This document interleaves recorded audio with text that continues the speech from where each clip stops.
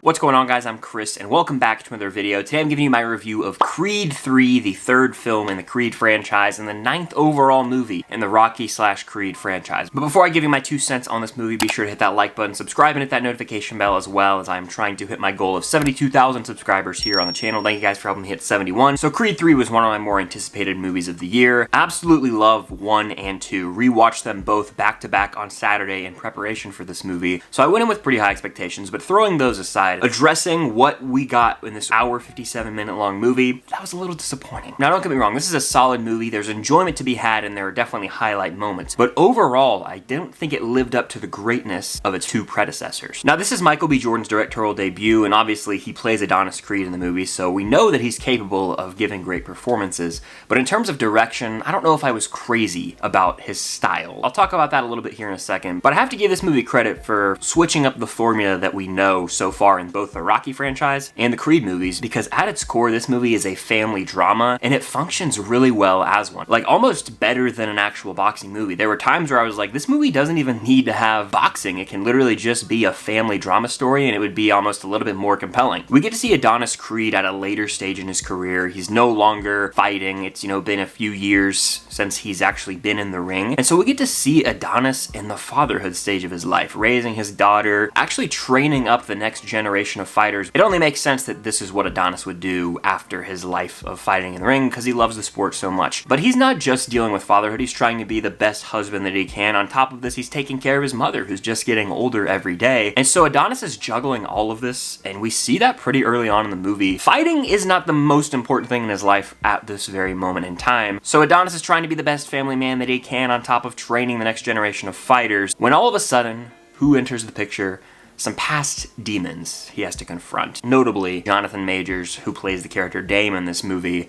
And man, oh man, is Jonathan Majors great. He commands the screen, and that's something that I feel like a lot of people are going to say about him for years to come. He did the same thing in Quantumania, where he just has this screen presence, and the way that he just delivers his lines and his facial expressions, it makes you listen so intently to each line of dialogue that he's about to deliver. And as the story unfolds with Dame and Adonis's background, you can't help but feel for this guy. And Jonathan Majors' character, Dame, is so well fleshed out and understood. Almost the best villain, if you want to call him a villain. I'm not even going to call him a villain. He's the antagonist of the film, but he's so well understood that you can not root for him, because he does some things that are a little questionable, but you can see totally where he's coming from, and that's what makes for great conflict in a movie. Now, Creed 3 is not without its fair share of issues for me personally, and let's talk about the elephant in the room, people. The absence of Rocky Balboa is felt. Now, I want to go ahead and say, I fully agree with those who are about to comment, well, his story was wrapped up in Creed 2. Fully agree. He didn't need to be a main character in this movie, but there are a few moments where Creed is at a low point, and it would have just been great if Rocky could have come in and had some motivational scenes. Because looking at the big picture here, I felt Creed 3 was lacking in terms of being motivational, uplifting, and straight up triumphant at times. Like, when I watch a Creed film, I want to have that moment where just the emotions overwhelm me, and I literally sit and go, yeah! And I start just cheering, clapping, getting overwhelmed with joy and hope for the future, almost wanting to better myself in a way. And I felt like this movie didn't have that moment. In fact, the third act of this film felt pretty rushed, which was disappointing for me. We had this great family drama going, and then it almost was like, boom, out of nowhere, we're in the final fight of the film. And I was like, whoa, that escalated quickly.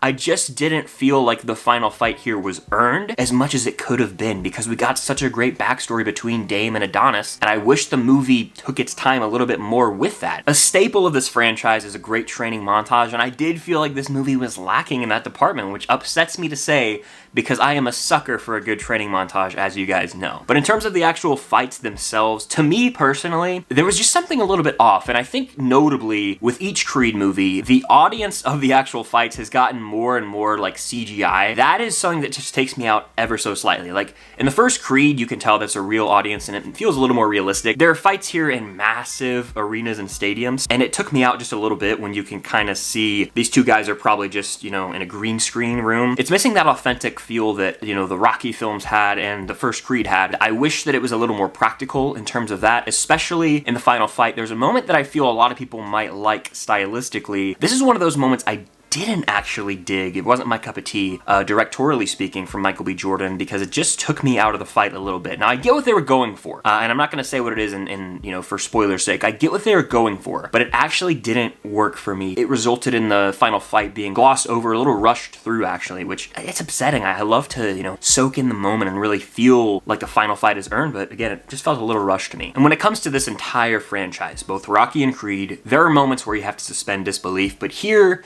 it got a little ridiculous at times. Like, I am no boxing stickler for the rules here, but there's one fight in particular where I was just astounded that someone was able to get away with things, and I was just like, in real life, this fight would have been stopped, and someone's getting their ass thrown out. Now, I don't want to say too much, but I do think that this kind of teeters on that line of being a little too unrealistic when it comes to the fights themselves. I get it's fiction, I get it's a movie, but it just took me out ever so slightly, unfortunately. But despite my fair share of gripes that I have with the film, there's still enjoyment to be had, and like I mentioned, the family drama is the core here. That is what carries this movie and really anchors it. There are moments that are super emotional, really well acted scenes between Jonathan Majors and Michael B. Jordan, but I do feel that it was a little bit rushed in key emotional moments, and especially like the ultimate buildup of this movie. I didn't feel like the payoff was as earned as it should have been. I thought I had a great soundtrack, the score was solid at times, but there was never that moment where I was just like, yes. Like, looking back 5 years from now, there's not going to be that moment where, like, do you remember in Creed 3